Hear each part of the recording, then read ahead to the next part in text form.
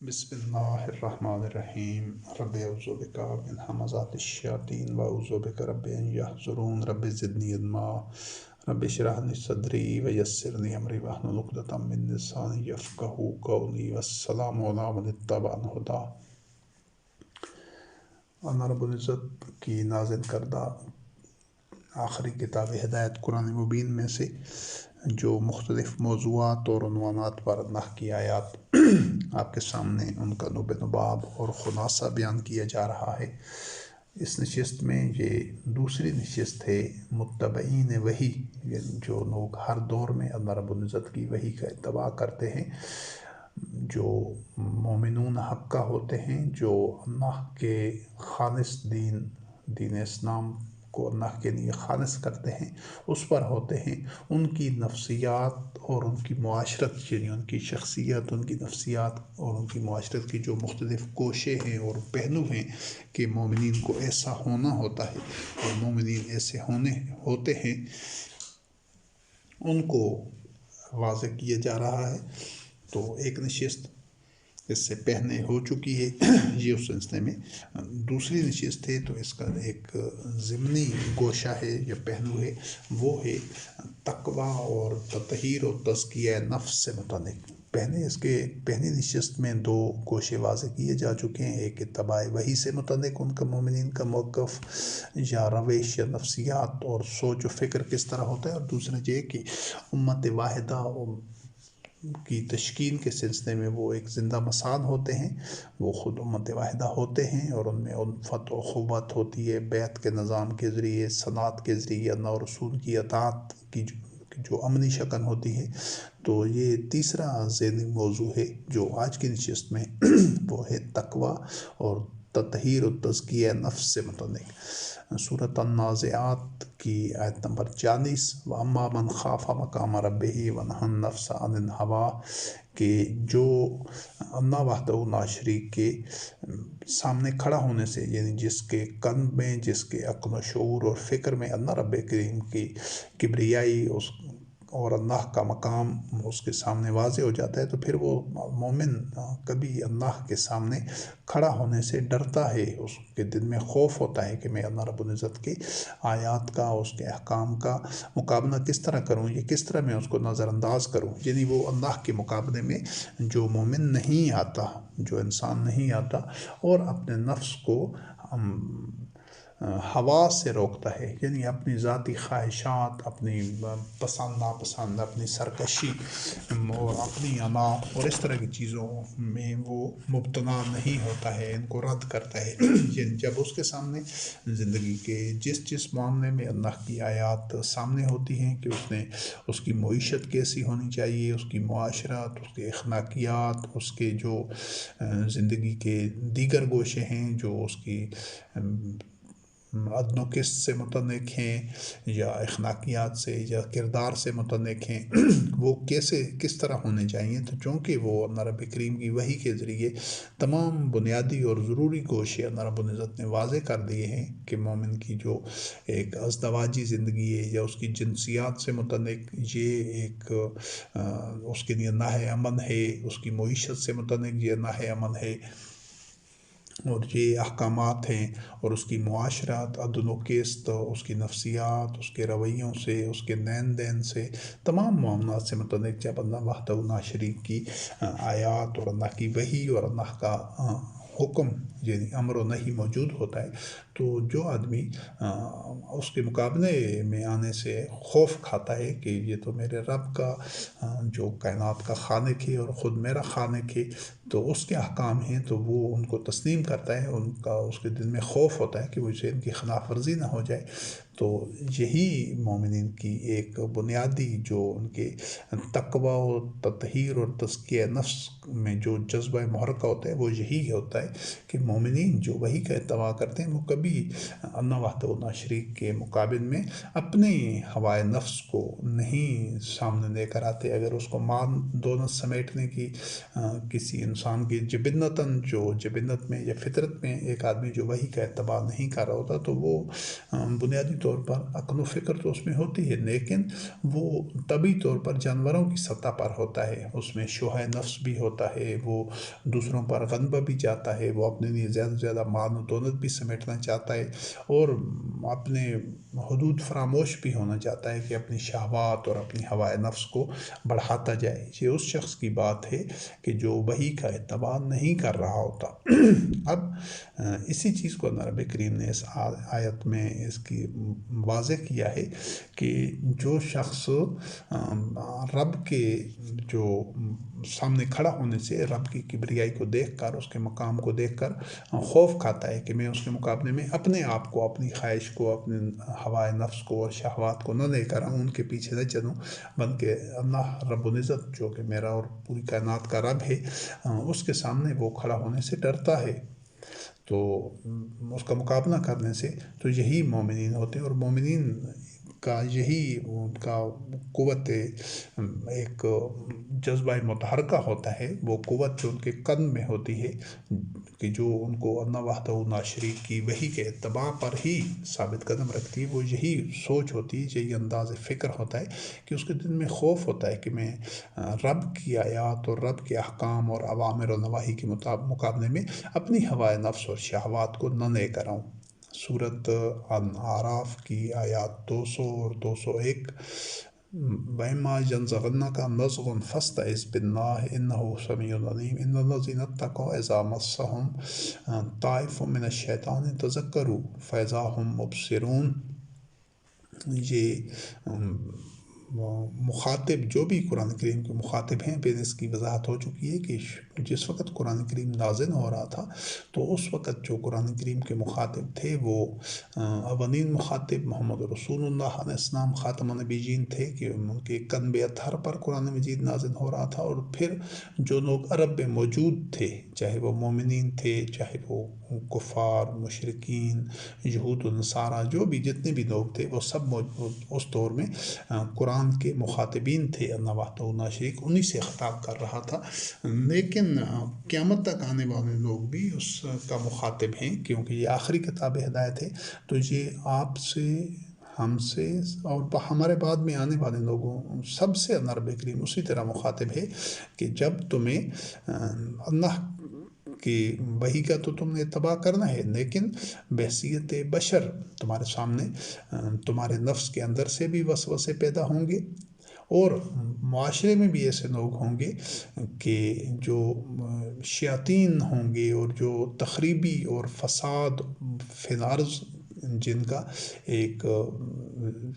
فساد فی الارض کے راستے پر چل رہے ہوں گے، تو چاہے تمہارے قلب میں ایسا کوئی منفی تخریبی سرگرمی یا تحریک یا کوئی جذبہ یا خیال آئے تو اس کو بھی تم نے اللہ کی پناہ میں رہنا ہے، اس کو رد کرنا ہے، اس کی رو میں بہہ نہیں جانا، اور اپنے آپ کو اس کا اسیر نہیں بننے دینا۔ اور چاہے یہ اندر خارج سے، کیونکہ یہ جو شیطان کا موضوع ہے اس میں اس کو زیادہ وضاحت سے بیان کیا گیا ہے کہ شیاطین یا ابلیس یہ ایک تو آدمی کے نفس میں ایک داخلی طور پر ایک جو منفی تحریکیں ہوتی ہیں، منفی ایک جذبات ہوتے ہیں، اور اس طرح جو ایک خیالات ہوتے ہیں شیطانی جو فساد پر مبنی ہوتے ہیں، سرکشی پر مبنی ہوتے ہیں، یہ شیاطین ہوتے ہیں۔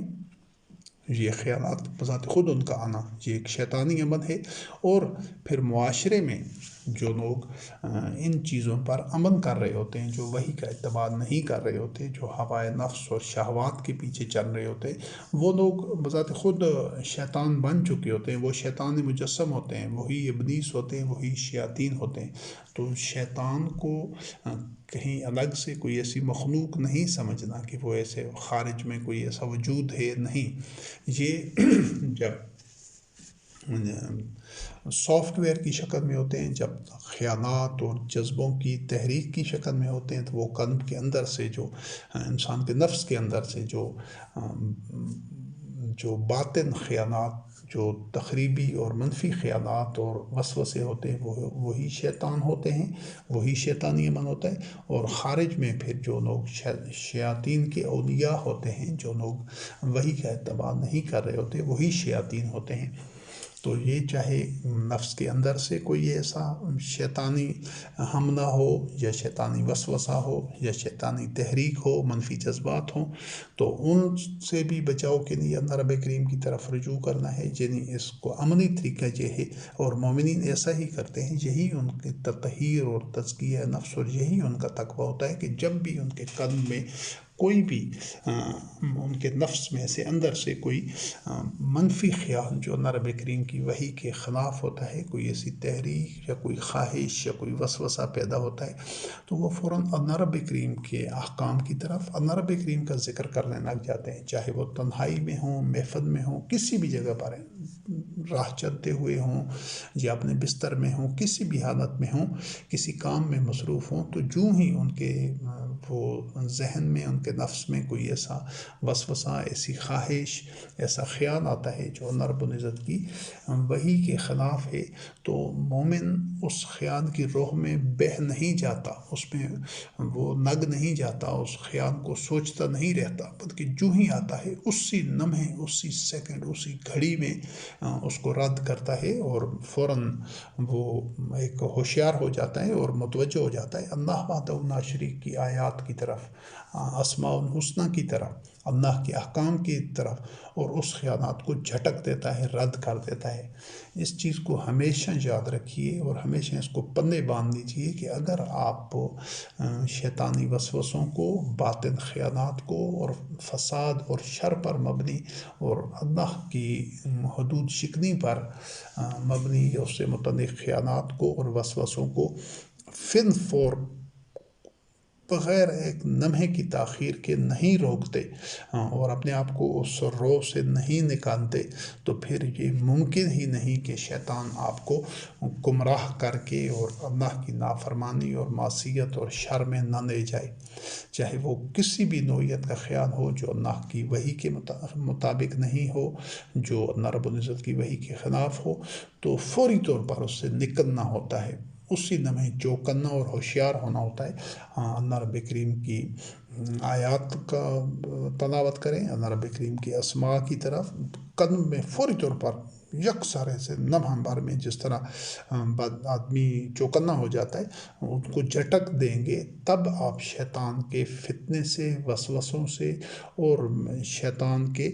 چنگل میں پھنسنے سے تبھی آپ بچ سکتے ہیں۔ اگر آپ اس سطح پر نہیں اپنے آپ کو شیطانی خیالات کو قابو کر سکتے، روک نہیں سکتے، ان کو رد نہیں کر سکتے، جھٹک نہیں سکتے، تو پھر کبھی بھی آپ شیطان کے داؤ پیچ سے اور اس کی جال میں پھنسنے سے اپنے آپ کو نہیں بچا سکتے، کیونکہ یہیں سے شیطان حملہ آور ہوتا ہے۔ کسی ایک بندہ ہے، اس کے خیال میں کوئی جنسی حوالے سے کوئی غلط خیال آتا ہے، اللہ کی حدود کے خلاف آتا ہے، تو اور وہ اس میں مگن رہتا ہے، اس کو سوچتا رہتا ہے، تو وہ شیطان اس کے اوپر اپنا جال پھیلا رہا ہوتا ہے، پھر وہ اس کے لیے جو یہ سوچتا جائے گا، وہ شیطان روٹس بناتا جائے گا، جڑیں بناتا جائے گا اس کے نفس کے اندر، اور وہ پھر بے حیائی کا اور فحاشی کا اور اللہ کی حدود شکنی کا مرتکب ہوگا۔ اور اگر اس کے دل میں جو ہی کوئی خیال آتا ہے تو اسی لمحے وہ اس کو جھٹک دیتا ہے، اس سے نکل جاتا ہے، وہ اللہ کے ذکر میں لگ جاتا ہے، وہ قرآن کریم کی آیات یا اللہ رب العزت کے اسماء الحسنی بار بار یہ شیطان بار بار حملہ آور ہوتا ہے، بار بار حملہ آور ہوتا ہے، اس کو ہر دفعہ یہ ایک دہشت گرد ہے۔ اگر یہ دہشت گرد جس طرح کسی احاطہ میں یا کسی جگہ میں داخل ہو جاتے ہیں تو پھر وہ اندر دہشت گردانہ کارروائیاں کرتے ہیں، تو مومن کو ایک قلعہ کی طرح، ایک قلعہ جس طرح ہوتا ہے، اس کی طرح اس کے دروازے سے بہت دور ہی اس کو روکنا چاہیے کہ وہ جو ہی نظر آئے تو اس کو ادھر ہی، جس طرح بڑے بڑے جو قلعے ہوتے ہیں ان کے اوپر مورچے بنے ہوتے ہیں جن میں محافظ بیٹھتے ہیں کہ کوئی بھی حملہ آور ہوتا ہے تو اس کو ادھر سے ہی وہ شوٹ کرتے ہیں، فائر کرتے ہیں اور اس کو ختم کرتے ہیں، کیونکہ اگر وہ قلعے کے اندر داخل ہو جائے گا تو وہ بہت زیادہ تباہی پھیلائے گا۔ تو بالکل اسی طرح اس جو شیطانی وسوسے ہوتے ہیں ان کو اسی جگہ پر جو ہی وہ قلب میں ذہن میں نفس میں آتے ہیں اس وقت ان کو نہیں جھٹکا جائے اور آدمی ان میں مگن رہے، ان میں وہ لذت محسوس کرے اور ان میں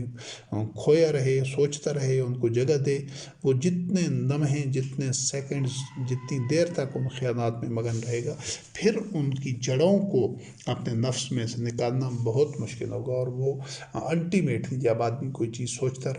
رہے گا کسی بھی جرم سے متعلق، کسی اللہ رب کریم کی حدود کی خلاف ورزی سے متعلق، چاہے وہ بددیانتی سے ہوں، حرام کمانے سے ہوں، رشوت لینے سے متعلق ہوں، اور وہ منشیات سے متعلق ہوں، وہ جنسی بے روی سے متعلق ہوں، وہ تکبر اور سرکشی سے متعلق ہوں، کسی بھی حوالے سے ہوں، وہ اگر ان کو سوچتا رہے گا، ان سوچوں میں لگا رہے گا، تو پھر اس کے لیے عملی طور پر اس کے ارتکاب سے بچنا ممکن نہیں رہتا۔ عملی طور پر جو اسم اور عدوان اور جرم اور جو شر ہے، جو فساد ہے، اس سے بچنا انہی لوگوں کے لیے ممکن ہوتا ہے جو اس کو وسوسوں کی سطح پر ان کو روک لیتے ہیں۔ بالکل اس طرح شروع میں ہی کسی چیز کو روک لینا آسان ہوتا ہے، اس پر قابو پانا، پھر جو وہ اس کی جڑیں مضبوط ہو جاتی ہیں، پھر آدمی اس کے لیے وہ جکڑ جاتا ہے اس میں، پھر اس کے لیے نکلنا اور اپنے آپ کو بچانا اس کے لیے مشکل سے مشکل تر ہوتا جاتا ہے۔ تو مومنین بالکل جو ہی کوئی ایسا ان کو شیطانی وسوسہ آتا ہے تو اس کو جھٹک دیتے ہیں، اللہ رب کریم کی طرف متوجہ ہو جاتے ہیں۔ یہی مومنین کا، اگر وہ ایسا نہیں کرتا کوئی بندہ، تو وہ پھر آگے اس کے لیے شر سے، فساد سے بچنا اور اللہ رب کریم کی حدود شکنی سے بچنا اس کے لیے مشکل تر ہوتا جاتا ہے اور وہ نہیں بچ سکتا۔ تو یہ جو متقین ہوتے ہیں، الذین اتقوا اذا مسهم طائف من الشیطان، ہے کہ جب ان کو، اور بالکل یہی معاملہ ہوتا ہے ایک تو یہ داخلی سطح پر کہ جب نفس کے اندر کوئی ایسی تحریک، کوئی وسوسہ، کوئی ایسا شر اور فساد پر مبنی، جرم پر مبنی کوئی خیال آتا ہے، وسوسہ آتا ہے، یہ اس سطح پر بھی اور باہر بھی، معاشرے میں بھی آپ کو کئی ایسے لوگ ملتے ہیں جو لوگ جھوٹ پر، جو شر پر، شرک پر، جرائم پر، اور اس طرح کے جو تفرقہ بندی اور اس طرح کے طرح طرح کے وہ شیطانی ایجنڈے پر اور شیطانی اس میں جو لگے ہوتے ہیں، ایک روش پر چل رہے ہوتے ہیں، وہ آپ کو معاشرے میں بھی اپنے ارد گرد ملتے ہیں، چلتے پھرتے شیطان۔ تو جب وہ ایسی بات کرتے ہیں تو ان کو پھر اسی وقت رد کرنا ہوتا ہے، روکنا ہوتا ہے۔ ان کے ساتھ اگر آدمی مشغول ہو جائے، کوئی بندہ غیبت کر رہا ہے، وہ رشوت کی بات کر رہا ہے، وہ حرام کمانے کی بات کر رہا ہے، ملاوٹ کی بات کر رہا ہے، جنسی بے روی کی بات کر رہا ہے، اور اس طرح کی اور اللہ کی حدود شکنی کی، شرک کی باتیں کر رہا ہے، باطن نظریات کی باتیں کر رہا ہے، آپ ان کے ساتھ بیٹھتے اٹھتے ہیں، سنتے رہتے ہیں ان کی باتیں، اس کے رنگ میں رنگتے جاتے ہیں، پھر آپ کے لیے مشکل تر ہو جاتا ہے کہ اپنے آپ کو ان سے چھڑائیں اور نکالیں۔ تو جو ہی کوئی بھی ایسی چیز آپ کے سامنے آتی ہے، آپ اس کو فن فور روکیں، فن فور۔ اگر وہ اندر سے ہے تو اس کو جھٹک دیں، اور وہ باہر جو شیاطین ہیں ان کی طرف سے ہو تو ان سے علیحدگی اختیار کریں اور ان کو روکیں۔ اگر وہ رک جاتے ہیں اس شیطانی عمل سے تو ٹھیک ہے، نہیں رکتے تو پھر ان سے کنارہ کشی کریں، ان کے ساتھ آپ شامل نہیں رہ سکتے، اس کا حصہ نہیں بن سکتے۔ تو یہ دونوں سطحوں پر شیطان سے ہمیشہ لڑنا ہوتا ہے، ابلیس سے، چاہے وہ خارج میں ہوں چاہے وہ داخل میں ہوں۔ تو یہ مومنین کا تقویٰ اور تطہیر اور تزکیہ نفس کے لیے اولین شرط ہے، اور جو ایسا نہیں کر سکے گا وہ اس کا تقویٰ اور تطہیر اور تزکیہ نفس ہو نہیں سکتا، کیونکہ اللہ رب کریم نے فرمایا کہ اذا مسهم طائف من الشیطان تذکروا فاذا هم مبصرون، کہ جب ان کو شیطانوں کا کوئی طائفہ، یعنی کوئی بھی شیطان کے اعلی کار شیطان ملتے ہیں، تو وہ اللہ کا ذکر کرتا ہے جو مومن ہوتا ہے، اور وہ چوکنا ہو جاتا ہے، ہوشیار ہو جاتا ہے، ان کے ساتھ وہ انٹریکشن نہیں کرتا ہے، وہ ان سے الگ ہو جاتا ہے، فیضا مبصرون، اور وہ ان کو بصیرت کی بنیاد پر دیکھ لیتے ہیں کہ یہ اللہ کے دشمن ہیں، اللہ کی راہ سے بہکانے اور بھٹکانے والے ہیں۔ سورۃ المومن آیت نمبر 19 میں اللہ رب کریم نے فرمایا یعلم خائنۃ الاعین وما تخفی الصدور یہ جو ساری جو وضاحت ابھی ہوئی ہے، تفصیل جو بیان ہوئی ہے، اس کو چند الفاظ میں اللہ رب العزت نے واضح کر دیا ہے کہ یعلم خائنۃ الاعین، وہ تو آنکھوں کی خیانت کو بھی جانتا ہے، اور جو کچھ قلوب سینوں کے اندر چھپا ہوا ہے، یعنی ایک بندہ ہے وہ صرف غلط سوچ رہا ہے تو اللہ رب کریم کے علم میں ہے، وہ علیم بذات الصدور ہے، تو یہ جو غلط سوچے گا، غلط اور گندی سوچ رکھے گا، تو یہی اس کو غلط اور گندے اعمال کے ارتکاب کی طرف لے جائے گی۔ تو اللہ رب العزت اس سطح پر مومنین کو بچاؤ کے لیے حکم دیتا ہے۔ اور پھر آنکھوں کی خیانت کے، کیونکہ جب آنکھ خیانت کرے گی، آنکھ ایسی چیز کو دیکھے گی جس سے اللہ رب کریم نے منع کیا ہے، جو فحاشی کے زمرے میں بھی ہو سکتی ہے کسی بھی ضمن میں، تو وہ آنکھ کی خیانت کو بھی اللہ رب کریم جانتا ہے۔ تو جس طرح مومن نے اپنے آنکھوں کی، اپنے خیانات کی، ہر چیز کی، اپنے قلب کی حفاظت کرے گا، تب اس کے جو اعضاء ہیں، جسمانی اعضاء، ان کو بچایا جا سکتا ہے اللہ کی حدود شکنی سے۔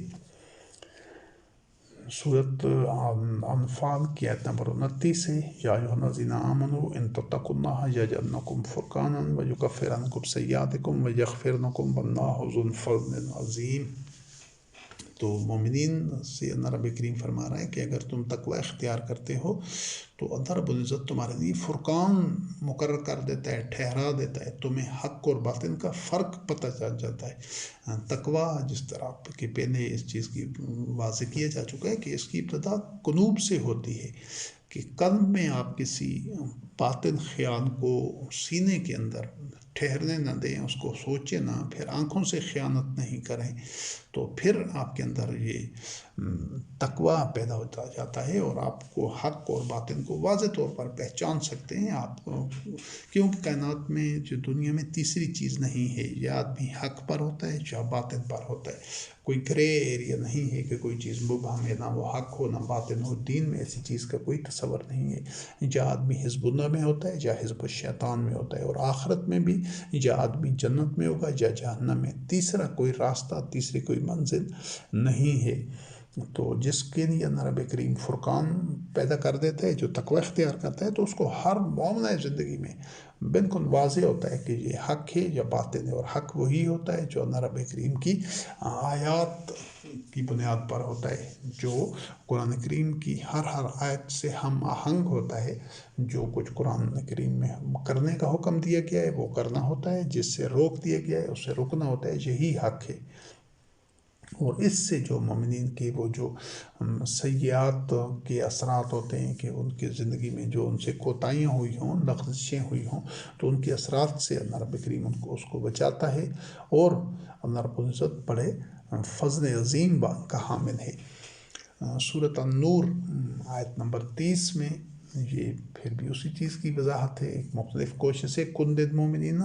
یغضوا من ابصارہم ویحفظوا فروجہم، کہ مومنین سے کہہ دیجیے کہ وہ اپنی نگاہیں نیچی کر کے رکھیں، نگاہیں جھکا کے رکھیں، ویحفظوا فروجہم، اور اپنے شرمگاہوں کی حفاظت کریں، یعنی ان کو انہی حدود میں رکھیں جو اللہ رب العزت نے ان کے لیے مقرر کی ہیں، کہ وہ حدود فراموش نہ ہوں، وہ اپنے جنسی معاملات میں، جنسی تعلقات میں، ازدواجی تعلقات میں حدود فراموش نہ ہوں۔ تو یہ جو نگاہیں نیچی کر کے رکھنے کا حکم ہے، یہ وہی چیز ہے جس کا پہلے ذکر ہو چکا ہے، کہ جب آنکھیں خیانت کریں گی تو پھر وہ عملی طور پر، پھر وہ اپنے جسمانی طور پر بھی وہ آدمی اللہ وحدہ لا شریک کی حدود کو توڑے گا، وہ حدود فراموش ہو جائے گا، حدود شکن ہو جائے گا۔ لیکن اگر وہ آنکھوں کو اور اپنے جو سینے میں جو خیالات ہیں ان کو پاکیزہ رکھتا ہے، آنکھوں کو بے باک نہیں ہونے دیتا، آنکھوں کو اس طرف نہیں جانے دیتا جس سمت دیکھنے سے اللہ کی حدود شکنی ہو، تو وہ جسمانی طور پر کبھی گناہ کا ارتکاب نہیں کر سکتا۔ اور اللہ رب العزت اسی لیے مومنین کو انتہائی ان کی جو ابتدائی حالت ہے، جو سافٹ اسٹیٹ ہے، جہاں سے وہ شیطانی جو حملے ہیں ان کو روکنا آسان ہوتا ہے، اور یقینی اور ٹھوس طریقے سے مومنین اپنے آپ کو بچا سکتے ہیں، وہ یہی ہے کہ وہ اپنے جو صدور میں، سینوں کے اندر، وہ جو نفس کے اندر جو شیطانی خیانات ہیں ان کو جھٹک دیں، ان کو روکیں، ان میں بہتے نہ رہیں، ان میں جکڑے نہ جائیں، ان میں زیادہ دیر تک وہ انوالو نہ رہیں۔ ایسا نہیں ہے کہ شیطانی خیانات آ رہے ہیں اور اس کو آدمی سوچتا رہا ہے، ان میں بہہ رہا ہے، وہ جکڑتے جا رہے ہیں، تو پھر اس کے لیے اس شیطانی عمل کے ارتکاب سے اپنے آپ کو بچانا ممکن نہیں رہتا۔ صرف وہی اپنے آپ کو شیطانی اعمال سے، اقدام سے بچا سکتے ہیں جو اپنے سینوں میں سے شیطانی وسوسوں کو اور ترغیبوں کو اور تحریکوں کو نکالتے ہیں۔ ان کی وہ آماجگاہ نہیں ہوتے ان کے سینے، وہ جو ہی کوئی شیطانی وسوسہ یا خیال آتا ہے تو مومنین چوکنا ہو جاتے ہیں اور اس کو رد کر دیتے ہیں۔ اور پھر اس کا جو اگلا مرحلہ ہے وہ آنکھوں کی خیانت کا ہے، کہ جو آدمی آنکھوں کو خیانت سے بچاتا ہے وہ کبھی بھی جنسی بہراروی کا شکار نہیں ہو سکتا، وہ اللہ کی حدود کو نہیں توڑے گا، کیونکہ اس نے ابتدا میں سے ہی اس جو شیطانی حملہ ہے اس سے اپنے آپ کو بچا لیا ہے۔ تو اللہ رب العزت اس طریقے سے مومنین کو ہر طرح کے شیطانی وسوسوں سے اور شر سے بچاتا ہے، اور یہی مومنین کو اسی طریقے سے اس کا جو ارتکاب ہے اس کو اسی سطح پر اس کو روکنا ہوگا۔ اگر ایک آدمی چاہتا ہے یا ایسا کرتا ہے کہ وہ شیطانی خیانات اس کے نفس میں، اس کے سینے میں آتے رہتے ہیں، برائی کے، اللہ کی حدود شکنی کے اور شر کے، فساد کے، باطن کے، اور پھر وہ ان کو خیانات کو آنے سے روکتا ہی نہیں ہے، وہ ان میں مگن رہتا ہے، تو پھر وہ برائی سے، شر سے، فساد سے اور اللہ کی حدود شکنی سے بچ نہیں سکتا۔ اس کو سورت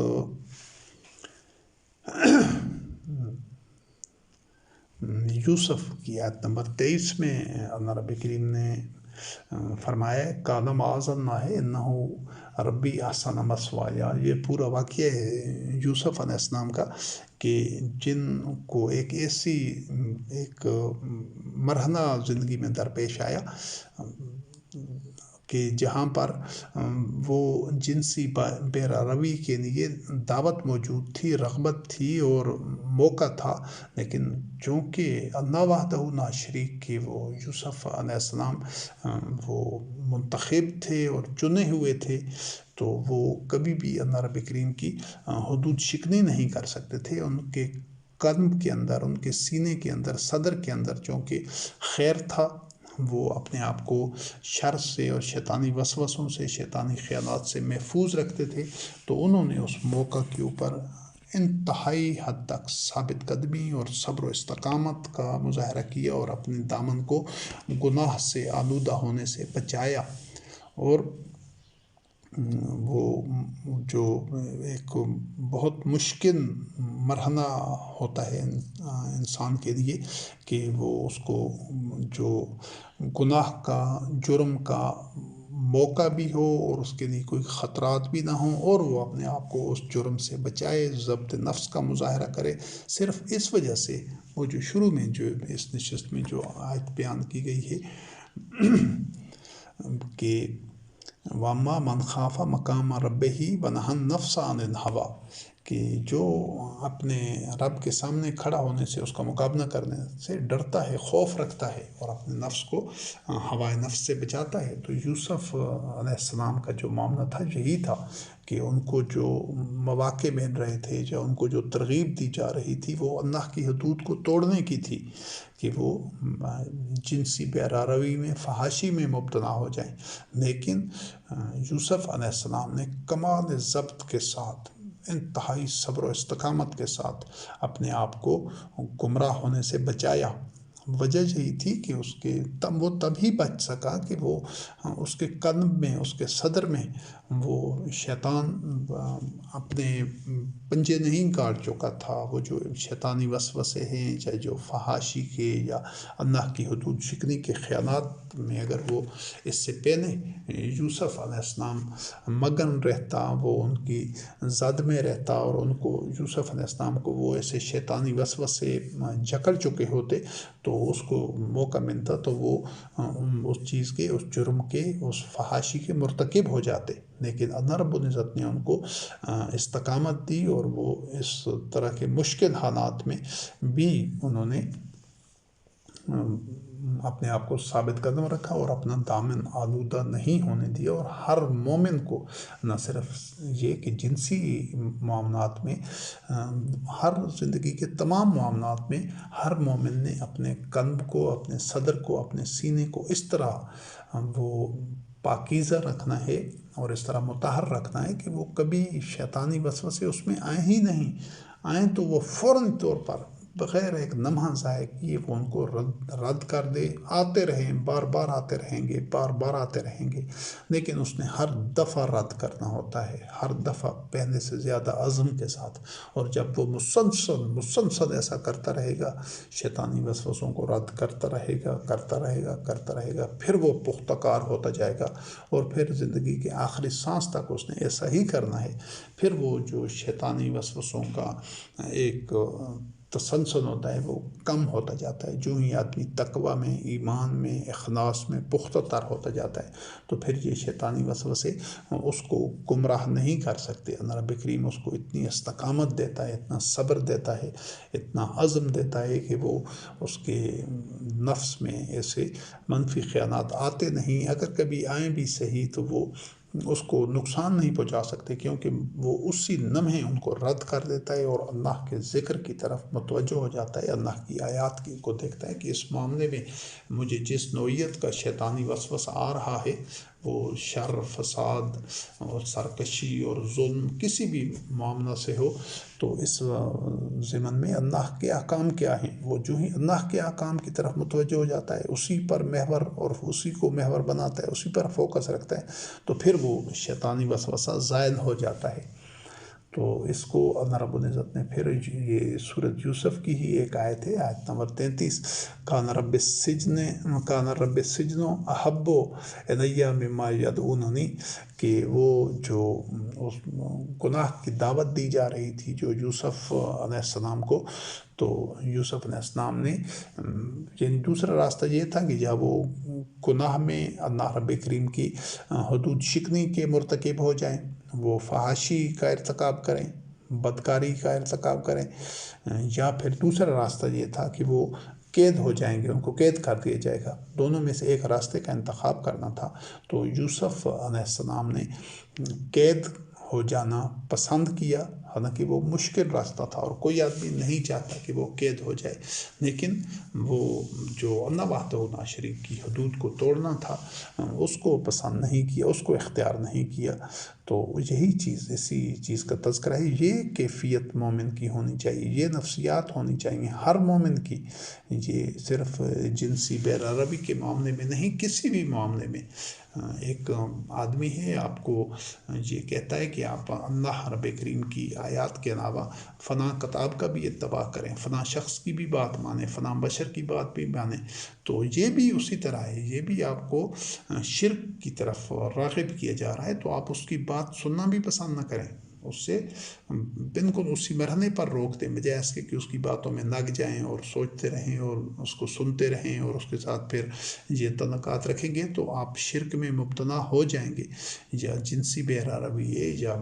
کوئی بھی اور زندگی کا معاملہ ہے، جھوٹ کی گواہی دینی ہے، کوئی بندہ ہے، وہ کوئی ایسا معاملہ ہے جہاں پر آپ نے گواہی دینی ہے، آپ نے عدل کی گواہی دینی ہے اللہ کے لیے، کوئی آدمی ہے وہ آپ پر آ کر دباؤ ڈالتا ہے یا منت سماجت کرتا ہے یا آپ کو ترغیب دیتا ہے کہ یہ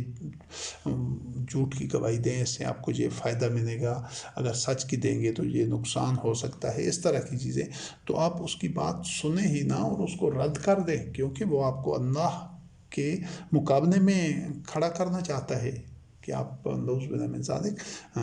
اللہ کے حکم کو رد کر دیں اور اس کی بات کو مان لیں، تو کوئی بھی معاملہ ہو، چاہے وہ حرام کمانے سے ہو، کوئی بندہ ہے وہ آپ کے اللہ رب کریم نے آپ کو رزق میں فضیلت دی ہے اور وہ آپ سے کہتا ہے کہ آپ مال سنبھال کر رکھیں، زیادہ سے زیادہ جمع کریں، مستقبل میں کام آئے گا، بڑھاپے میں کام آئے گا، اپنی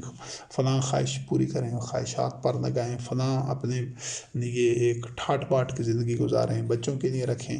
یا اس طرح کے معاملات، وہ خرچ کرنے کی بجائے اللہ کے راستے میں خرچ فی سبیل اللہ خرچ کرنے کی بجائے آپ کو مال جمع کرنے کی ترغیب دیتا ہے، راستے بتاتا ہے، طریقے بتاتا ہے، گنجائش نکالتا ہے، تو اس کی بات سنیں ہی نہ، کیونکہ وہ آپ کو اللہ رب العزت کے سامنے کھڑا کرنا چاہتا ہے، اللہ کی مخالفت میں کھڑا کرنا چاہتا ہے۔ تو یہ ہر شعبہ زندگی میں اللہ کی آیات کی تعلیمات کو اور ان ترجیحات کو دیکھیں اور اللہ کے مقابل کھڑا ہونے سے اپنے آپ کو روکیں اور بچائیں، اور وہ پہلے خیالات کی سطح پر ہوتا ہے، پھر عمل کی سطح پر ہوتا ہے۔ سورۃ المائدہ آیت نمبر 91 میں بھی انہی چیزوں کا تذکرہ ہے۔ انما یرید الشیطان ان یوقع بینکم العداوۃ والبغضاء فی الخمر والمیسر ویصدکم عن ذکر اللہ وعن الصلاۃ، کہ شیطان تو یہی ارادہ رکھتا ہے، شیطان اسی میں کوشاں ہوتا ہے کہ تمہارے درمیان عداوت پیدا ہو، جس طرح پہلے تذکرہ ہو چکا ہے کہ مومنین میں باہمی عداوت ہو نہیں سکتی، چاہے وہ لاکھوں کروڑوں اربوں کی تعداد میں ہوں، ان میں کیونکہ الفت اور اخوت ہوتی ہے، وحدت ہوتی ہے، ان میں اختلافات ختم ہو چکے ہیں، لیکن جو شیاطین ہیں وہ مومنین میں عداوت پیدا کرنا چاہتے ہیں، وہ ساری نوع انسانی میں عداوت پیدا کرنا چاہتے ہیں۔ تو یہ جو مومنین کے اندر عداوت چونکہ ہو ہی نہیں سکتی، تو شیطان مختلف طریقوں سے، شیطان کے اپنے حربے ہوتے ہیں جن کے ذریعے وہ مومنین میں عداوت ڈالتا ہے، تو ان کا ذکر اللہ رب کریم نے ایک تو پہلے وہ فرقہ بندی کے ذریعے جو آپس میں عداوت پیدا ہوتی ہے، اللہ رب العزت کی وحی کا اتباع نہ کرنے سے عداوت پیدا ہوتی ہے، اور ساتھ معاشرے میں کئی ایسے اعمال ہیں جو ہر وہ طریقہ جس سے اللہ رب کریم نے منع کیا ہے، ہر وہ عمل جس سے اللہ رب العزت نے روکا ہے، جب اس کا لوگ ارتکاب کرتے ہیں تو ان میں اس کا نتیجہ عداوت ہوتی ہے، اور ہر وہ عمل جس کا اللہ رب کریم نے حکم دیا ہے اس عمل کو بجا لانے کا، وہ کام کرنے کا، وہ کرنے سے جو مومنین ہوتے ہیں ان میں الفت اور وحدت پیدا ہوتی ہے۔ یہ بنیادی طور پر ایک کسوٹی ہے اور پیمانہ ہے۔ جو لوگ اللہ وحدہ لا شریک کے تمام احکامات کی تعمیل کر رہے ہوتے ہیں، اور وہ اللہ کے ہر امر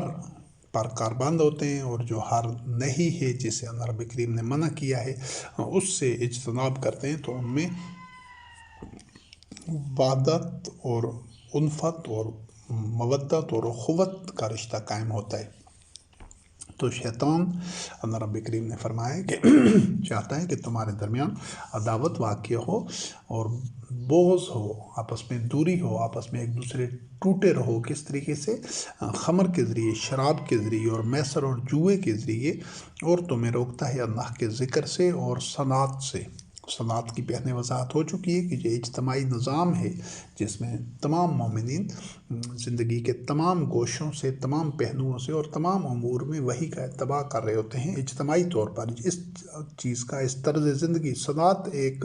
طرز معاشرت ہے، طرز معیشت ہے، وحی کے مطابق جو معیشت، معاشرت، اخلاقیات، سماجیات اور نظام عدل و قسط ہوتے ہیں، اس سب کا نام صلاۃ ہے۔ اس صلاۃ میں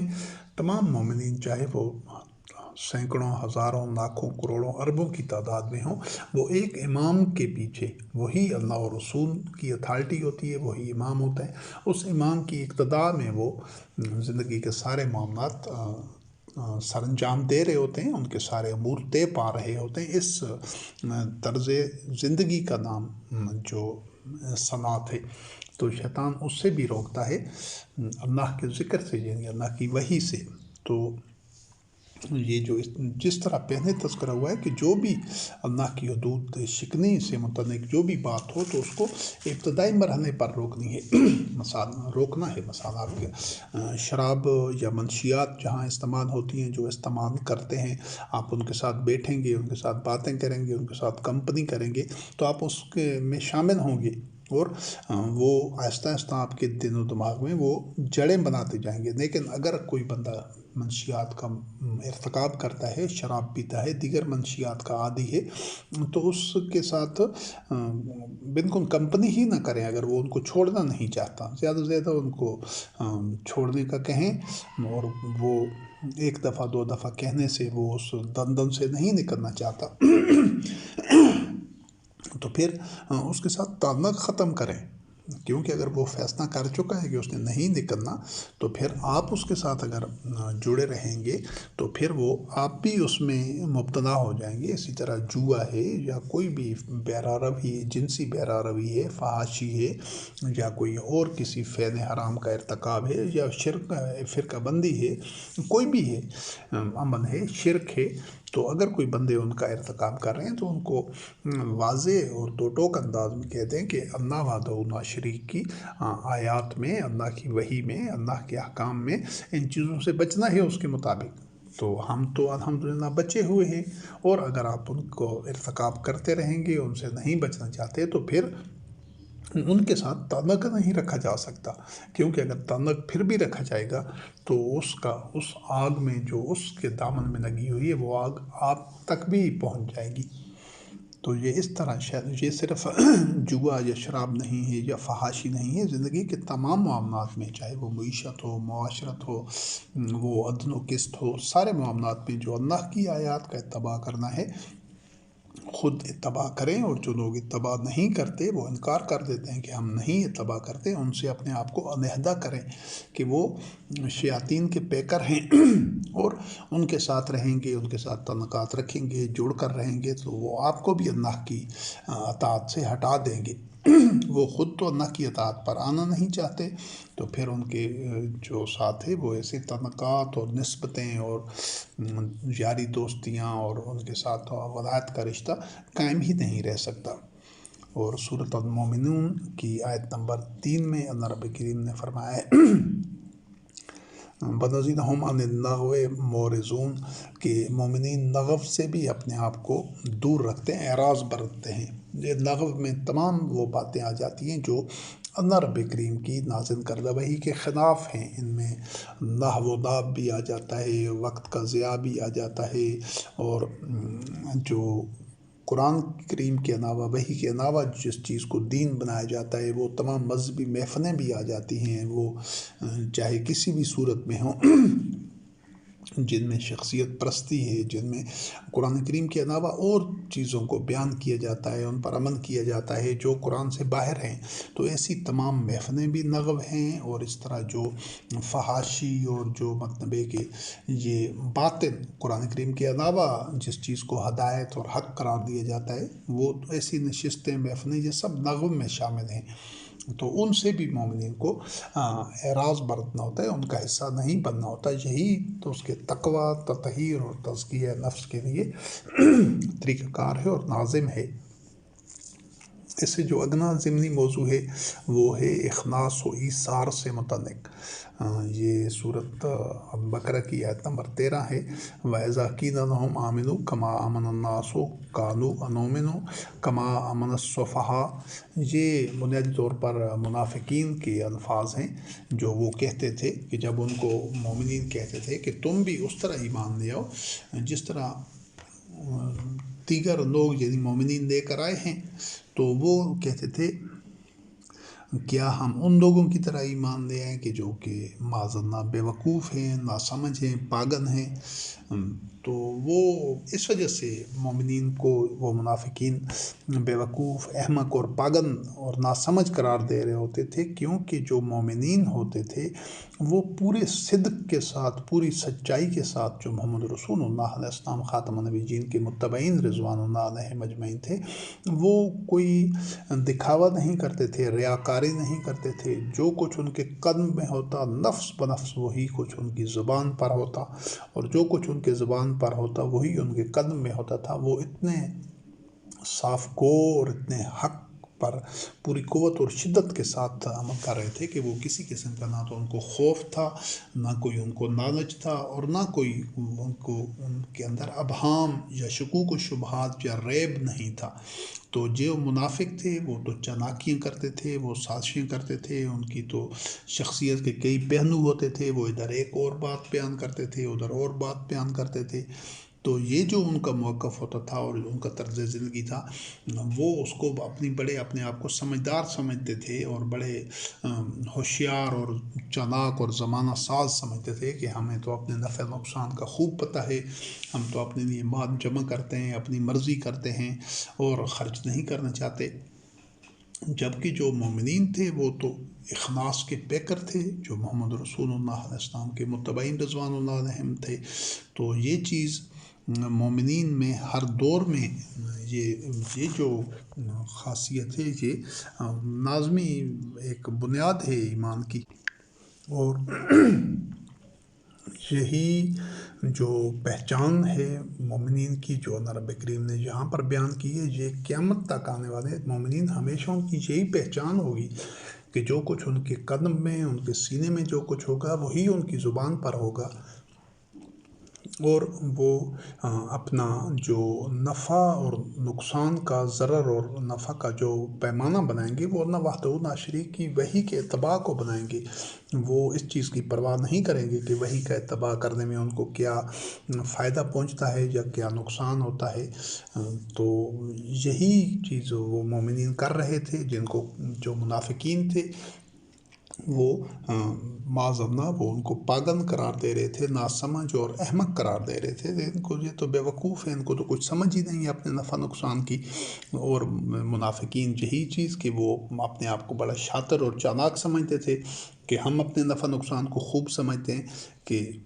تو یہ جو اخلاص اور ایثار ہے، یہ ایمان کی شاہراہ کے اوپر صراط مستقیم کی پر چلنے کے لیے یہی ذات راہ ہے۔ تو مومنین میں یہ اخلاص و ایثار اس طرح کا ہونا چاہیے کہ جو مخالفین ہوں وہ کہیں یہ تو بیوقوف ہیں، یہ تو ناسمجھ ہیں، یہ تو پاگل ہیں، یہ تو نہ تو ان کو اپنی جان کی پرواہ ہے، نہ اپنا مال سنبھال بچا کر رکھنا چاہتے ہیں، اور نہ کسی سے ڈرتے ہیں۔ تو یہ خاصیت مومنین میں ہونا اولین شرط ہے۔ اور سورۃ مریم آیت نمبر 73 میں وَإِذَا تُتْلَىٰ عَلَيْهِمْ آيَاتُنَا بَيِّنَاتٍ قَالَ الَّذِينَ كَفَرُوا لِلَّذِينَ آمَنُوا أَيُّ الْفَرِيقَيْنِ خَيْرٌ مَقَامًا وَأَحْسَنُ نَدِيًّا، کہ جب جو کافر ہوتے تھے وہ اللہ کی آیات کا اتباع نہیں کرتے تھے، تو مومنین ان کے سامنے اللہ کی آیات کی تلاوت کرتے تھے، بیان کرتے تھے، تو وہ کافر جواب یہ دیتے تھے کہ دیکھو ہم دونوں میں سے کس کا یہ ٹھاٹھ باٹھ اور یہ محفلیں اور یہ جو دنیاوی آرائش و زیبائش ہے کس کی زیادہ ہے۔ تو یہاں سے صاف پتہ چلتا ہے کہ جو مومنین ہوتے ہیں ان کا مطمع نظر کبھی بھی یہ دنیاوی مال و متاع اور یہ آسائشیں اور راحتیں اور یہ جو سہولتیں ہیں یہ نہیں ہوتے۔ کبھی وہ اپنی نمود و نمائش، ٹھاٹھ باٹھ اور اس طرح کی مہنگی اشیاء زندگی اور اس طرح کی چیزیں وہ ان کو مومنین اختیار نہیں کرتے، بلکہ یہ کفار ہوتے ہیں جو اس پر اترا رہے ہوتے ہیں۔ تو آج بھی، اس دور میں بھی، آج بھی اور قیامت تک مومنین کو اپنی زندگی سادہ رکھنی ہوتی ہے، سادہ رکھنی ہوگی، اور وہ ان چیزوں کو، یہ دنیاوی جو مال متاع ہے اور جو دنیاوی عہدے ہیں اور دنیاوی یہ جو آسائشیں اور راحتیں اور اس طرح کی چیزیں ہیں، ان کو وہ ترجیح پر نہیں رکھیں گے مومنین، بلکہ ان کی پرواہ ہی نہیں کریں گے۔ ان کی جو اولین ترجیح ہوگی وہ صرف اور صرف اللہ رب کریم کی وحی کا اتباع ہوگا، اس کے لیے ان کو سب کچھ اپنا ٹھاٹ پاٹ، مال دولت، نمود و نمائش کا سامان اور دنیاوی آسائشیں، راحتیں سب کچھ ترک بھی کرنا پڑیں گے، تو وہ دل کی کامل رضامندی کے ساتھ آسان انداز سے اور خوشی خوشی سب کچھ سے دستبردار ہو جاتے ہیں مومنین۔ تو یہ بنیادی فرق ہوتا ہے کہ جو کافر ہوتے ہیں وہ دنیاوی چیزوں پر اترا رہے ہوتے ہیں، انہی کو انہوں نے معیار بنایا ہوتا ہے، انہی سے ان کی آنکھیں خیرہ ہوتی ہیں اور انہی پر وہ فخر کر رہے ہوتے ہیں، جبکہ مومنین جو ہوتے ہیں ان کے قلوب میں اللہ رب کریم نے صرف ایمان مزین کیا ہوتا ہے اور وہ اسی پر مطمئن ہوتے ہیں۔ تو یہ ہر شخص اپنا خود احتساب کر سکتا ہے، اپنا تعین کر سکتا ہے اپنے مقام کا کہ وہ مومنین کی صف میں شامل ہے یا وہ کفار کی صف میں شامل ہے، منافقین کی صفوں میں شامل ہے۔ مومنین کسی بھی عہد کے ہوں تو وہ یہ دنیاوی زیب و زینت کو اولین ترجیح پر نہیں رکھ سکتے، اور نہ ہی وہ یہ دنیاوی ٹھاٹ پاٹ اور آسائشوں اور آرائشوں اور یہ سہولیات کے پیچھے بھاگنے والے ہوتے ہیں۔ اس چیز کو ہمیشہ مد نظر رکھنا ہے، اور مومنین کی یہی ایک پہچان ہوتی ہے۔ اور بھی دیگر ان کی زندگی کے گوشے ہوتے ہیں، لیکن یہ بھی ایک بنیادی پہچان اور ایک علامات میں سے ان کی طرز زندگی سے اس چیز کی جھلک نظر آتی ہے کہ وہ انتہائی سادہ زندگی گزارتے ہیں اور وہ اسراف و تبذیر اور بخل سے اپنے آپ کو بچاتے ہیں۔ اسی وجہ سے جو زرپرست لوگ ہوتے ہیں، جو دنیاوی مانعات متاع حیات نے اور دنیا کی جو اور دیگر چیزیں ہیں ان کی چمک دمک نے جن لوگوں کی آنکھوں کو خیرہ کیا ہوتا ہے، وہ اسی وجہ سے مومنین کا مذاق اڑاتے ہیں۔ جو لوگ اس کوشش میں ہوتے ہیں کہ زیادہ سے زیادہ آسائشیں، نعمتیں، سہولتیں، راحتیں اپنے لیے سمیٹیں اور نمود و نمائش کریں اور اپنے ایک تفاخر میں مبتلا ہوں، تو وہ اسی لیے مومنین کا مذاق اڑاتے ہیں، کیونکہ مومنین کی ترجیحات اس سے مختلف ہوتی ہیں، ان کی نگاہ میں ایمان مزین ہوتا ہے۔ تو آج بھی مومنین کی جو پہلی پہچان اور پہلی علامت ہوگی انشاءاللہ العزیز وہ یہی ہوگی کہ وہ انتہائی سادہ طرز زندگی میں زندہ رہیں گے، سادہ طرز زندگی اپنائیں گے، اور یہ جو اولي الامر ہوگا، چاہے عام مومنین ہوں گے، ان سب کی زندگی لوگوں کے سامنے، تمام مومنین کے اور دیگر معاشرہ کے افراد کے سامنے کھلی کتاب کی طرح ہوگی۔ سورۃ المومنون کی آیات 109 اور 110 ہیں۔ انہو کانا فریق من عبادی یقولون ربنا آمنا فاغفر لنا وارحمنا وانت خیر الراحمین فاتخذتموہم سخریا حتی انسوکم ذکری وکنتم منہم تضحکون۔ کہ یہ جو کفار ہوتے ہیں، جہنمی ہوتے ہیں، تو ان کی کیفیت یہ ہوگی کہ یہ لوگوں کے ساتھ دنیا میں ان کا جو رویہ ہوتا ہے، تو وہ اللہ کے ایسے لوگوں کے ساتھ جو کہتے تھے کہ اے اللہ ہم ایمان لائے ہیں، تو ہماری مغفرت کر، یعنی ہم سے جو کوتاہیاں ہوئی ہیں ان کے مضر اثرات سے ہمیں اپنی حفاظت میں رکھ اور ہم پر رحم فرما، اور تو سب سے زیادہ رحم کرنے والا ہے۔ یعنی مومنین جو وحی کا اتباع کر رہے ہوتے ہیں دنیا میں، ان کی یہ روش ہوتی ہے، جبکہ جہنمیوں کی، کفار، مشرکین، منافقین اور ان کی جو روش ہوتی ہے جس سے کہ مومنین نے اپنے آپ کو بچانا ہے، وہ ہوتی ہے فاتخذتموہم سخریا، وہ ایسے مومنین کا مذاق اڑاتے ہیں اور پھر اللہ کے جو ذکر ہے اس کو فراموش کر دیتے ہیں، کیونکہ وہ خود پرستی میں مبتلا ہوتے ہیں، خود پسندی میں، دنیاوی زیب و زینت کو انہوں نے معیار بنایا ہوتا ہے، جو جہنمی ہوتے ہیں۔ اس وجہ سے وہ اللہ کے ذکر سے غافل رہتے ہیں، اور وہ مومنین کا وکنتم منہم تضحکون، مومنین کی تضحیک کرتے ہیں۔ تو یہ یہاں سے ان ساری آیات سے یہ واضح ہوتا ہے کہ مومنین انتہائی مخلص ہوتے ہیں، کھرے ہوتے ہیں، ان کی شخصیت سب کے سامنے ہوتی ہے، اس میں کوئی تضاد نہیں ہوتا، وہ ابنائے دنیا نہیں ہوتے کہ پاگل نہیں ہوتے دنیا کی چیزوں اور آسائشوں کے لیے، شوہے نفس میں مبتلا نہیں ہوتے، یہ ساری ان کی پہچان ہوتی ہے مومنین کی۔ اور سورۃ التوبہ آیت نمبر 111، ان اللہ اشتری من المؤمنین انفسهم واموالهم بان لهم الجنہ، یہ تو پہلا مرحلہ ہوتا ہے کہ جب مومنین سے اللہ ان کے جان و مال خرید لیتا ہے ان کی جنت کے بدلے میں، کہ ان کو جنت ملتی ہے۔ تو ان کا تو اپنا کچھ ہوتا ہی نہیں ہے، تو وہ نہ تو مال جمع کرنے کی ان میں حوث ہوتی ہے، نہ وہ اپنی جان بچانا چاہتے ہیں کہ اولین ترجیح اپنی زندگی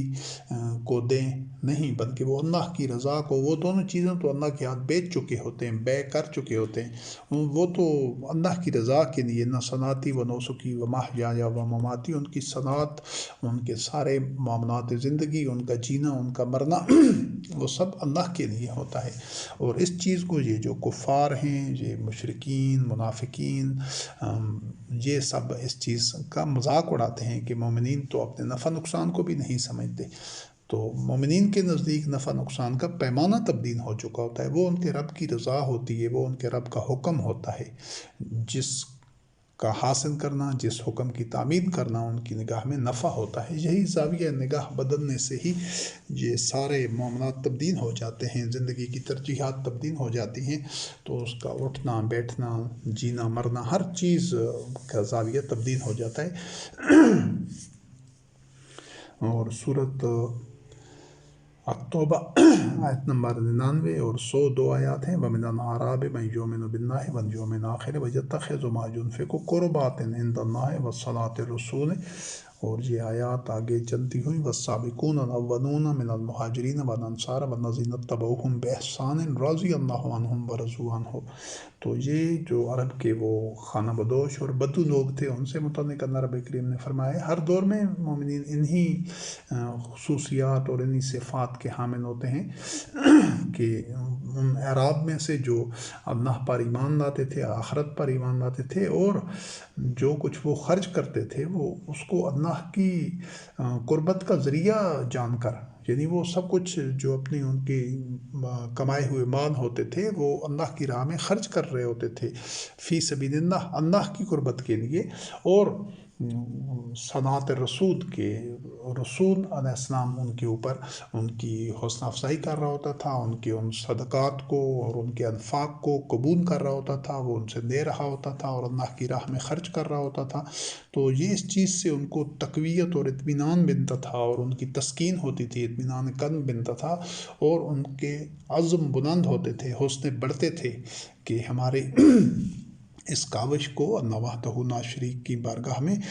قبولیت حاصل ہے۔ یہ مومنین کی کیفیت ہوتی ہے، وہ اپنا مال دولت سنبھال کر، چھپا کر زیادہ سے زیادہ بڑھانے کی اتنی کوشاں نہیں ہوتے، بلکہ وہ خود اپنے اوپر کم سے کم خرچ کر کے اور زیادہ سے زیادہ دوسرے مومنین کے لیے، اللہ کی نصرت کے لیے فی سبیل اللہ خرچ کرنے کے لیے پیش کرتے ہیں، اور پھر رسول ان سے قبول کرتا ہے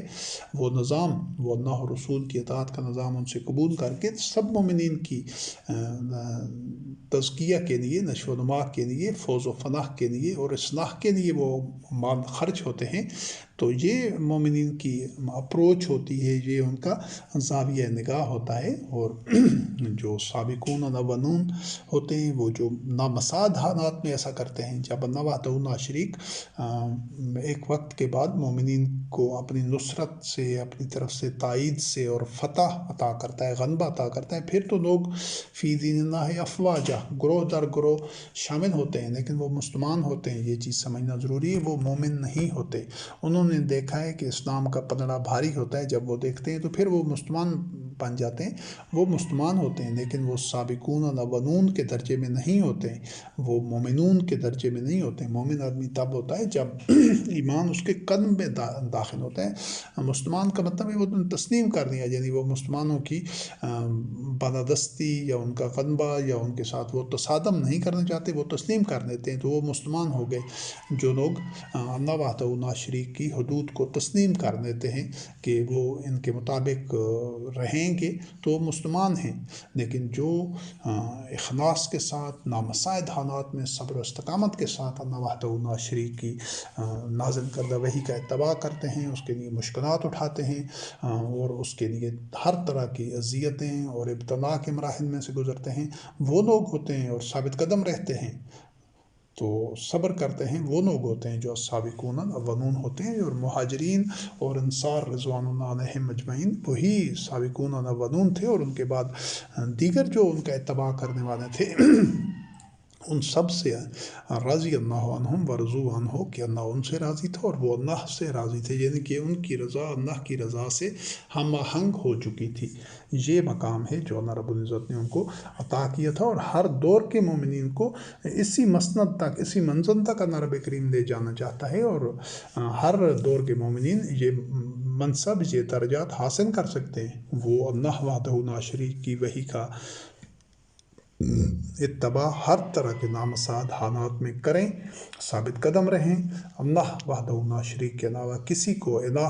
رب اور معبود تسلیم نہ کریں، وہ اسی منزل پر پہنچ جائیں گے۔ سورۃ البقرہ آیت نمبر 265۔ وَمَثَلُ الَّذِينَ يُنْفِقُونَ أَمْوَالَهُمُ ابْتِغَاءَ مَرْضَاتِ اللَّهِ وَتَثْبِيتًا مِنْ أَنْفُسِهِمْ كَمَثَلِ جَنَّةٍ بِرَبْوَةٍ أَصَابَهَا وَابِلٌ فَآتَتْ أُكُلَهَا ضِعْفَيْنِ۔ ان کی مثال جو اپنے مال خرچ کرتے ہیں اللہ کی رضا کے لیے اور ثابت قدمی کے لیے، کہ دین پر ثابت قدم رہنے کے لیے یہ ضروری ہے، جس طرح ایک اور مقام پر اللہ رب کریم نے فرمایا لَن تَنَالُوا الْبِرَّ حَتَّىٰ تُنْفِقُوا مِمَّا تُحِبُّونَ، کہ تم وسعت اور نیکی اور بھلائی کو اس وقت تک پا ہی نہیں سکتے جب تک کہ تم وہ خرچ نہ کر ڈالو جو تمہیں محبوب ہے۔ تو یہ جو مومنین ہوتے ہیں وہ اپنے کمائے ہوئے مال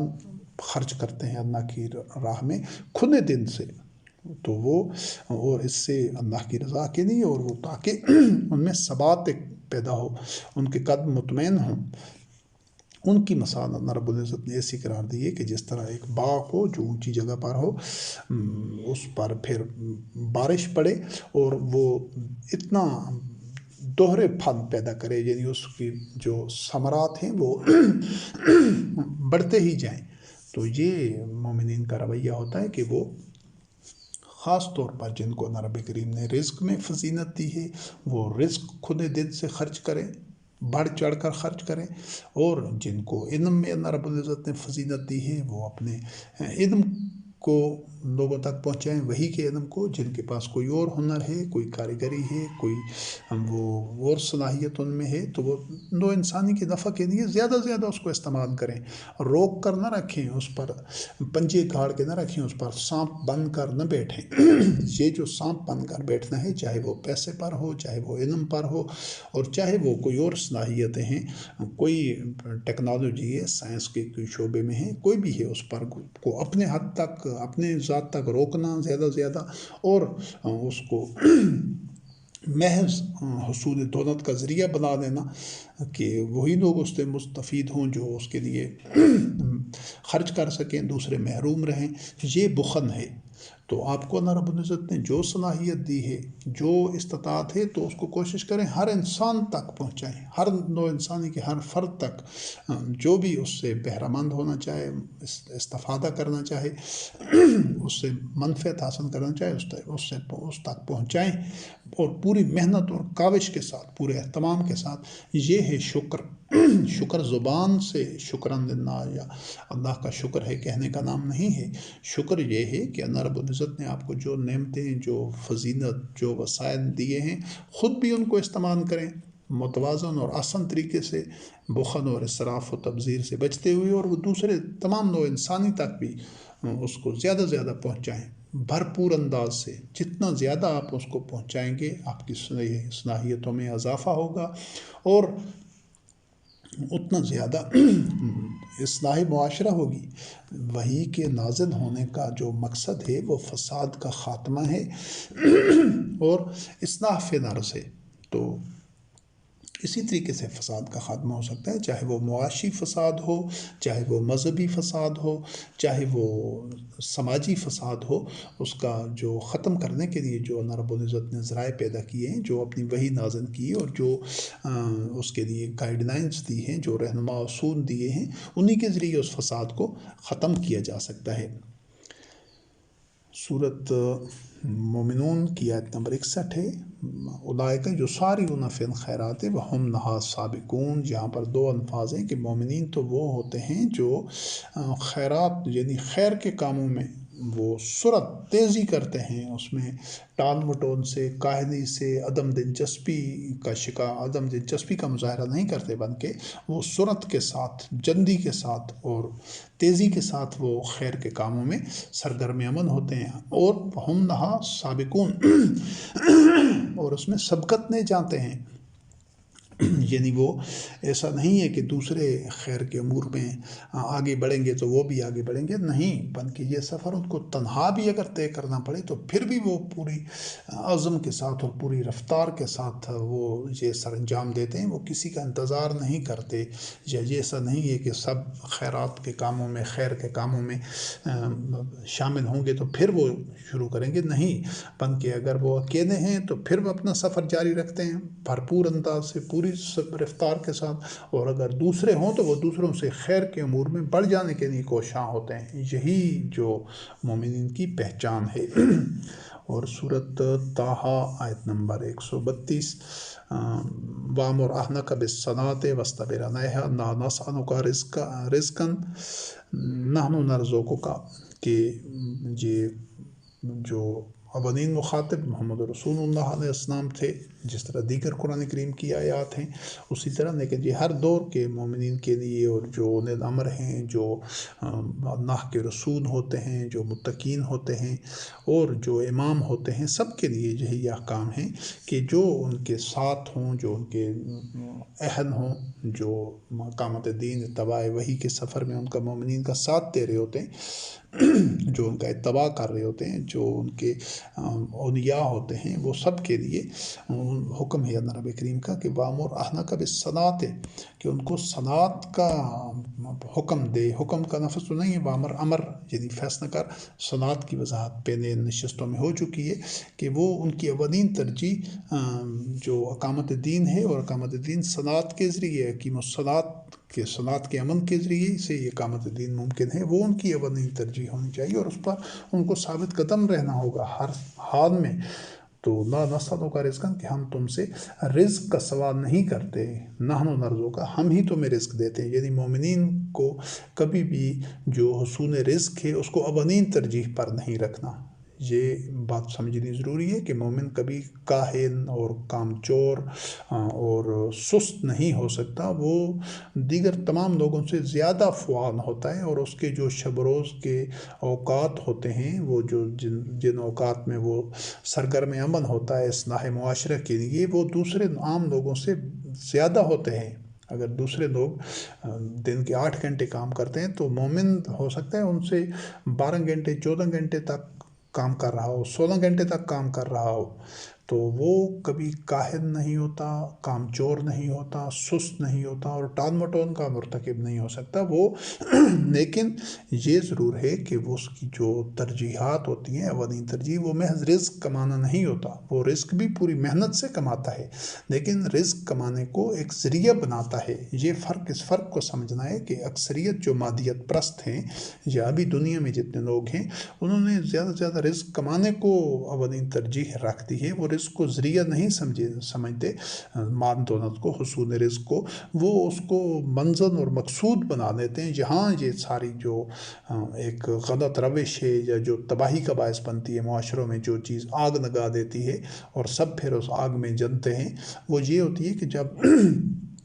مادی آسائشوں کو، مال و دولت کو اور اکتساب رزق کو اولین ترجیح بنا دیا جاتا ہے، اس کو مقصود بنا دیا جاتا ہے کہ اگر پیسہ ہوگا تو سب معاملات ٹھیک ہوں گے، جبکہ مومن ایسا نہیں کر سکتا۔ وہ مومن چاہے زندگی کے کسی بھی شعبے میں ہو، وہ بھرپور محنت، اہلیت، صلاحیت اور قابلیت سے اور دیانتداری سے وہ حصول رزق کر رہا ہوتا ہے، اکتساب رزق کر رہا ہوتا ہے، اور بہتر سے بہتر انداز میں بھرپور محنت سے، لیکن وہ اس کی اولین ترجیح نہیں ہوتی۔ وہ اس کا حصول رزق یا اکتساب رزق، اور اس سے جو کچھ اس کو رزق حاصل ہوتا ہے، وہ سارا عمل وہ اللہ کی رضا کے لیے ہوتا ہے، کہ وہ اس مال کو ضرورت کے مطابق اس میں سے خرچ کرتا ہے اعتدال کے ساتھ، اور بقایا سب اللہ کی راہ میں دے دیتا ہے۔ تو اب چونکہ اس کا مقصد اللہ کی رضا کے لیے فی سبیل اللہ مرضات اللہ خرچ کرنا ہوتا ہے، تو وہ اس کوشش کرتا ہے کہ زیادہ سے زیادہ کمائے، کیوں کہ اس سے وہ مقصد حاصل کر سکے جس مقصد کے لیے یہ کما رہا ہے۔ کمانا اس کا مقصد نہیں ہوتا کہ وہ کمائی سے اپنے لیے چیزیں یا اپنے خاندان والوں کے لیے خریدے بن کے، نہیں، وہ اس کی جو ضروریات ہیں تو وہ تو اس کی آمدن سے ہو سکتا ہے، اس کے کسی حصے بھی اس سے بھی پوری ہو رہی ہوں، لیکن وہ زیادہ اس لیے کماتا ہے، زیادہ محنت، زیادہ کاوش سے، زیادہ مشقت اور بھرپور انداز سے، زیادہ اوقات کار سے، تاکہ وہ اللہ کے دین کی نصرت کے لیے فی سبیل اللہ، وہ انسانی معاشرے کی اصلاح کے لیے زیادہ سے زیادہ اپنا اس میں حصہ ڈال سکے۔ یہ معیار اور پیمانہ ہے مومنین کے لیے۔ اور سورۃ طٰہٰ آیت نمبر 131 میں وَلَا تُمُدَّنَّ عَيْنَيْكَ إِلَىٰ مَا مَتَّعْنَا بِهِ أَزْوَاجًا مِّنْهُمْ زَهْرَةَ الْحَيَاةِ الدُّنْيَا لِنَفْتِنَهُمْ فِيهِ، کہ جو بھی محمد رسول اللہ علیہ السلام اس وقت مخاطب تھے اور قیامت تک آنے والے تمام جو مومنین ہیں یا جو اللہ کے ان میں سے اولے الامر ہیں، اطیعوا اللہ واطیعوا الرسول نظام کے، یا جو امام المتقین ہیں، سب کے لیے یہ حکم ہے کہ وہ اپنی نگاہیں جن لوگوں کو اللہ رب کریم نے یہ دنیاوی مال و متاع دے رکھا ہوتا ہے، یعنی سرمایہ دار اور مترفین اور یہ جو زرپرست ہوتے ہیں جن کے پاس مال و دولت بڑی مقدار میں ہوتا ہے، جو سرمایہ پر ناگ بن کر بیٹھے ہوتے ہیں، ہر لمحہ اس کو بڑھانا چاہتے ہیں، تو جو مومن ہوتا ہے وہ اپنی یہ ایک حسرت بری نگاہ بھی اس پر نہیں ڈالتا، وہ لالچی نگاہوں سے اس کی طرف دیکھتا بھی نہیں، اس کو نظر انداز کرتا ہے، کیونکہ وہ اس کی نگاہ میں ایسا بندہ جو مال جمع کرنے کے پیچھے ہی پاگل ہو رہا ہے، زیادہ سے زیادہ مال سمیٹنا چاہتا ہے، تو مومن تو جانتا ہے کہ یہ اللہ کا دشمن ہے، یہ جو زرپرست ہے اس نے تو مال کو ہی اپنا رب بنا رکھا ہے، ہوائے نفس کو، اپنی شہوات کو ہی اپنا رب بنا رکھا ہے، تو وہ مومن اس سے برات اختیار کرتا ہے، وہ اس جیسا بننے کی نہیں سوچ سکتا، ان کی طرف نگاہ اٹھا کر بھی نہیں دیکھتا کہ ان کو پسند کرے یا ان سے مرعوب ہو جائے یا اس کی آنکھیں خیرہ ہو جائیں۔ یہ بنیادی فرق ہوتا ہے مومن میں اور کافر میں۔ کافر کو ایسے بندے جن کے پاس بہت زیادہ وسائل ہوں، مال و دولت ہو، تو وہ اس کو بڑے پسند ہوتے ہیں، وہ ان کی نگاہیں ان سے خیرہ ہو رہی ہوتی ہیں، ان جیسے بننا چاہتے ہیں۔ تو جو یہ فساد ہے، ایک بندہ جو فساد کو پسند کر رہا ہے تو اس کا مطلب ہے وہ فساد کی حمایت میں ہے، جو فساد کا سپورٹر ہے، تو مومن کبھی ایسا نہیں کر سکتے، کیونکہ یہ جو ارتکاز دولت ہے کہ زیادہ سے زیادہ دولت چند افراد کے ہاتھوں میں ہو، یہ قارون اسی راستے پر تھا، اور یہی افراط زر جو ہوتا ہے یہ معاشرے میں ایک ناسور کی طرح ہوتا ہے۔ مومنین کبھی اس کے سپورٹ میں یا اس کی حمایت میں نہیں ہو سکتے، اور نہ ہی وہ سرمایہ داروں کی طرح، زرپرستوں کی طرح ایسا کرنا چاہتے ہیں۔ تو یہ جو سورۃ طٰہٰ کی آیت نمبر 131 ہے، تو اس میں ہر مومن کو ایسا ہی سوچنا ہوتا ہے، اور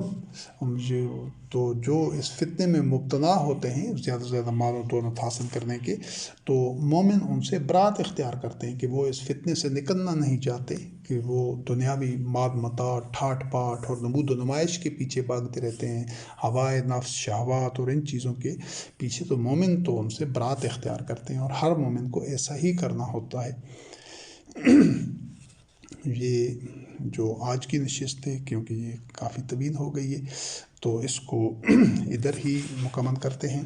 اور اس کے بعد انشاءاللہ اگلی نشستوں میں مزید آیات کا جو اس عنوان سے ہیں وہ ان کا خلاصہ اور نب نباب بیان کیا جائے گا۔ یہ تھی سورۃ طٰہٰ کی آیت نمبر 131، پھر اس کو ہم انشاءاللہ آگے جاری رکھیں گے۔ والسلام علی من اتبع الہدی۔